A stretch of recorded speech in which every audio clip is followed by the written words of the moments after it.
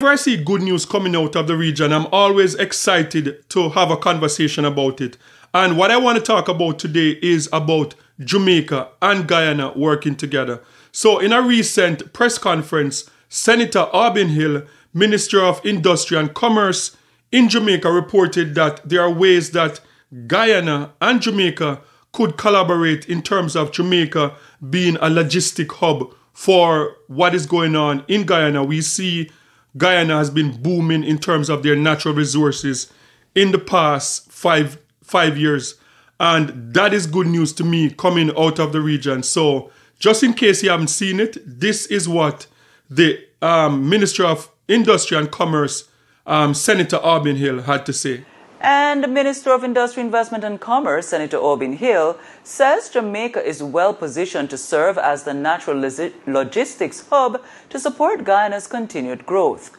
His comment comes amid reports from the International Monetary Fund, IMF, highlighting Guyana's record-breaking economic performance, with the country achieving the highest real gross domestic product GDP growth rate in the world between 2022 and 2024. Guyana's economy also grew by an average of about 47% annually, driven by a boom in oil production and increased infrastructure spending.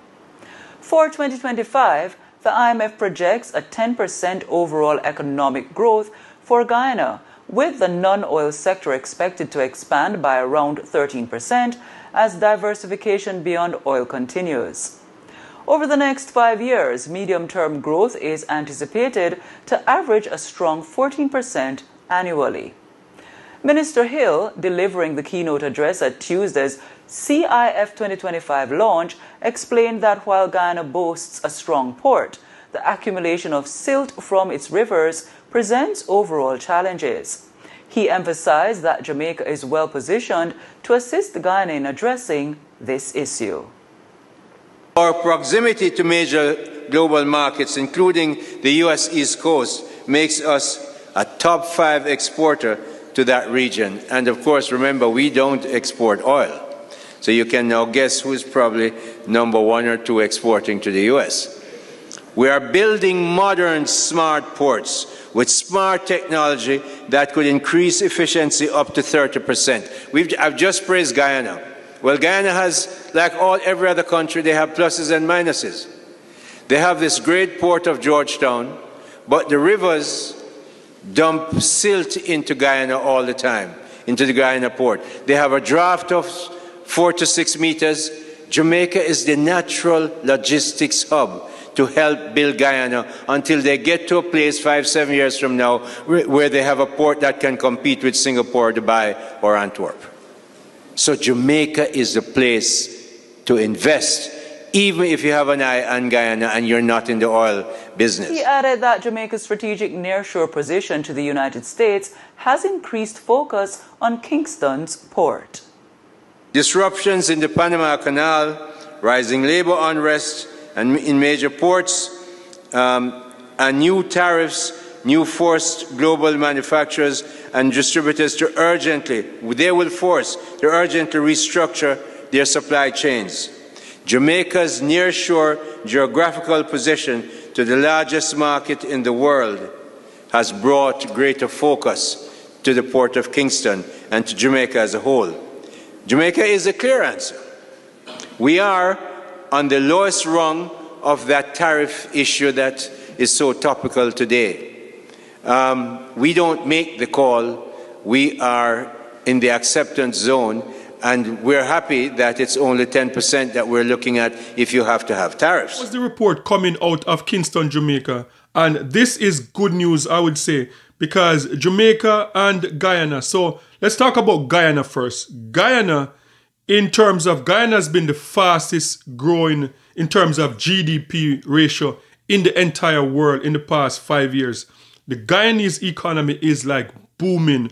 And Jamaica also, a lot of people don't realize that how well the Jamaica economy is doing right now, because I was watching this IMF presentation the other day, and they're talking about Jamaica, and that Jamaica, just 14 years ago, the economy was on the verge of collapse in terms of one of the highest GDP ratio, debt to GDP ratio in the entire world at 144%. And fast forward 2025, Jamaica is now at 65, in line with most of the countries that are doing well economically. So Jamaica is pretty much the comeback kid. So to see both CARICOM member nations working together like this, I believe that this is where we can find common ground and where we can help each other. Because one of the things that I've always realized since traveling across the Caribbean, we are good at different things. Like Jamaica might be good at this, Trinidad might be good at another thing, Guyana might be good at something else, Barbados good at something else. And if we can use our strengths as a region, as a body like CARICOM, and just focus on what we're good at, and then just collaborate as a region, then we would be unstoppable.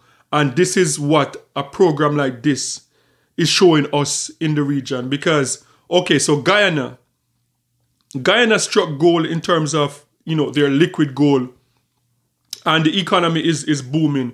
And one of the things I would have to give credit to the leaders in Guyana is that it seemed to me like they understudy the history of Trinidad and Tobago and their oil and natural gas business.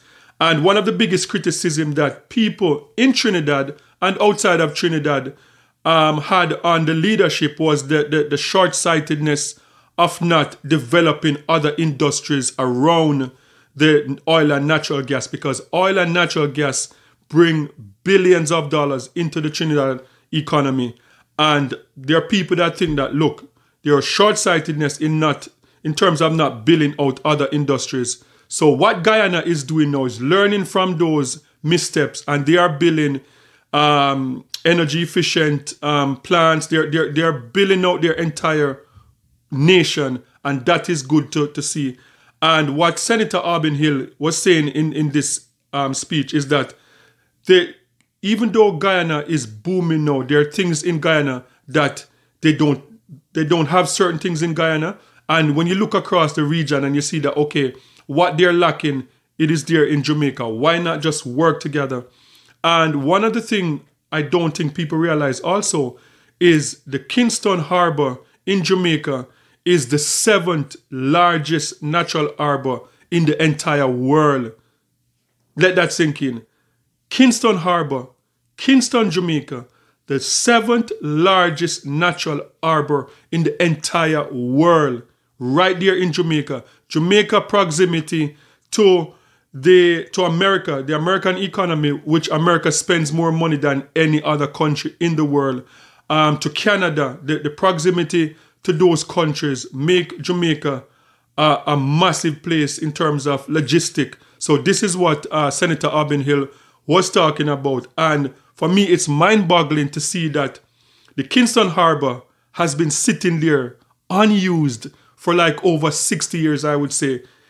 It's been pretty much unused. The last time I can remember anything happening at the Kingston Harbor, I was a child when we used to go there and we used to take the ferry from the Kingston Harbor to go to Port Royal, or I think there was a ferry that went to Montego Bay also. But this harbor was pretty much the logistic hub of the Caribbean before we got independence, when the Federal, Maple, and the two ships would sail from Kingston Harbor to Port of Spain, Trinidad and Tobago, to Bridgetown, Barbados, and this harbor is just sitting there not being used. So this is exciting news coming out of Kingston, Jamaica, about Jamaica and Guyana possibly collaborating in this venture in terms of Jamaica being a logistic hub for Guyana and in terms of their natural resources with their oil and natural gas. So guys, sound off in the comment section and let me know your thoughts on this story, and what else do you think that we can work on together in CARICOM as a region. Leave that in the comment section. And don't forget to like, share, and subscribe for more amazing content. And remember, peace. I'm out.